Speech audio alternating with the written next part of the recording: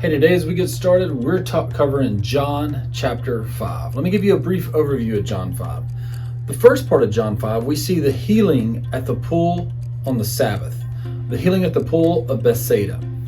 And very unique story as you go through and as you read. You'll see that Jesus heals this lame man that can't get into the water because when the water is stirred, people rush in there to be healed. But Jesus walks by and he heals the guy. And when he heals the guy, he heals him on the Sabbath, which creates this huge uproar among the Jewish leaders. What you're going to see for the rest of the chapter is a dialogue that happens, or actually it's Jesus explaining who he is. He explains who he is in relation to the Father. He also explains kind of like, hey, the scriptures you read about testify who I am. And I'm doing all these things, but you're still not believing in who I am. So you hear, for the majority of this chapter, Jesus' defense of who he is in relationship to the Father in heaven and who he is and that he is the Messiah that has come. So there's a lot more, I guess, setting the platform to describe as John's writing of who Jesus is. So you're going to want to read this several times. You're probably going to have several questions as you go through and observe. Just some questions that jump out. Just write down your questions of what did Jesus mean by this, and just see where you may find some other spots where Jesus is challenged, or he maybe even heals other people on the Sabbath that you want to look through in other Gospels to see where that takes place. Okay, I would even encourage look in the book of Acts as you go through and you're looking at other places in the New Testament of things. Where the arguments of working on the Sabbath and abiding by the Jewish customs versus just living life, and see that the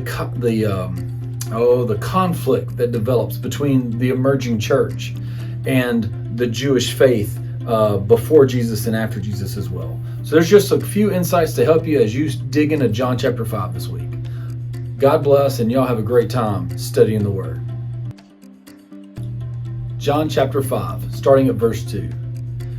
Now, there in Jerusalem, they were at the sheep gate, and Jesus went up by the pool next to the sheep gate, and he saw that there was a bunch of people that were just invalids, blind, lame, and paralyzed. And when it came upon this guy that's been sitting there a while, Jesus noticed he was sitting there for a while, and he said, "Do you want to be healed?" And the sick man answered and said, "I have tried to get in the pool every time it's been stirred, but no one's here to help me get into the pool. And by the time I start getting in there, someone rushes ahead of me and gets into the pool first." Jesus looked at him and said, "Get up, take your mat, and walk." And at once the man got up, took his mat, and walked. And as he was leaving, the Jewish leaders came to him and said, "Why are you carrying your mat on the Sabbath? Don't you know that it's unlawful for you to do that?" And he said, "Well, the man that healed me told me to get up and carry my mat and walk." And he said, "Well, who is this man?"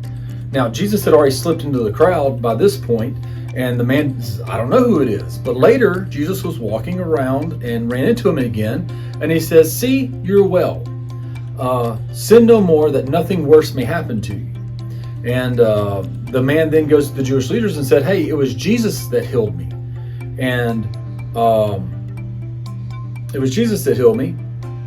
And then they come up to question Jesus of, "Why are you healing on the Sabbath?" Because they were angry and they were starting to accuse him, or this is the starting point of why they wanted to persecute him for healing on the Sabbath. And Jesus answered them and said, "My Father is working until now, and I am working." And so not only did they want to persecute and seek out ways to kill him because he was healing on the Sabbath, but also because he was calling God in heaven his Father. And that is the story of John chapter 5.